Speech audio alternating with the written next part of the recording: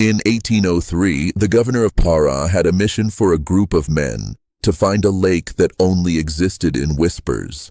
It wasn't just about mapping, it was about proving that everything in the jungle could be dominated, measured, and controlled. But what if the place you're looking for is more than just a point on a map? What if it's conscious? Captain Varela was the man of reason, with his ruler and ink, vowing to bring back exact coordinates. By his side were the naturalist Mateus with his vials, Sergeant Rojas with his carbine, and an Arawak guide, Quarai, who spoke with the forest. They set off full of flour, salt, gunpowder, and the illusion that the Amazon would bend to their instruments. But what they found, mark my words, was not a monster. Their destination was the Yvy Py'ỹ, the water that feels. A lake so ancient that the surrounding forest refused to grow. Think about it. Trees without young roots, the wind that stopped at the edge, and footprints in the mud that weren't from a jaguar nor a cow, but from something that dragged itself out of the water, slowly. You are about to discover the story of an expedition that tried to bring reason to a place that only knows respect. They stole a sample, they broke a ritual, and the entity that lived in the lake decided it was time to correct human arrogance. Stay until the end, because the truth about the breathing lake wasn't on the map, and it will make you question, who is the real predator here? More than 200 years ago, in 1803, an expedition departed from Belém, in Pará, located in the northern region of Brazil, with a seemingly simple mission: to map the rivers to a mysterious lake known only by whispers as Yvy Py'ỹ, the water that feels. The expedition was led by Captain Elias Varela, a man of reason, confident in his maps and instruments. With him were Mateus, the naturalist in charge of recording everything, Brother Tomas, a friar with his faith, Sergeant Rojas, a soldier whose only truth was his carbine, and Quarai, an Arawak guide, with his nephew Tupa, a boy who understood the forest in a way none of the others could. They set off at dawn, laden with supplies, and the certainty that the Amazon would bow to their knowledge. In the first few days, the forest seemed harmless. But soon the signs appeared. Quarai was the first to notice. The riverbanks were strangely devoid of new life. No young plants, no new vines. It was as if the forest was receding from the water. He found strange footprints in the mud, as if something enormous had dragged itself in and out of the river. Varela noted it on the map, attributing the footprints to some large animal. But Mateus was suspicious. He saw what had been left behind: animals crushed by an incomprehensible force. The first warning came from two traders they encountered. Upon learning of the group's destination, the older man made a circular gesture with his hands and said, "Yvy Py'ỹ does not sleep, she listens." Varela ignored it, calling it superstition. But Mateus saw that it wasn't fear in the man's eyes, it was respect. The second warning came from carved posts at the entrance to the lake, decorated with feathers. Tupa touched one of them and whispered, frightened, "She knows we are here." When they finally sighted the lake, the silence was terrifying. No birds, no insects. The sound of the oars was muffled, as if the air swallowed the noise.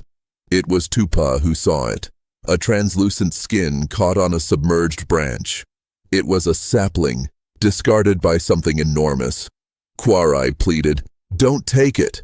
This isn't a sample, it's an offering." But Varela ordered them to keep it and for the report. That night, something scraped against the hulls of the boats. It wasn't a log, it was a touch, slow and curious, as if the lake itself were evaluating them. On the third day, the tranquility ended. The water moved beneath Quarai's canoe. Tupa fell in, and a shadow passed beneath him, lifting him and returning him to the boat with frightening care. Rojas, in a panic, fired. The bullet ricocheted as if it had hit stone. When the creature finally showed its head, it wasn't a raging monster. It was ancient. Its black eyes seemed to judge. It didn't attack. It only observed. The fury only came when Rojas fired again and hit one of the sacred posts. The water boiled. The entity didn't attack them. It expelled them.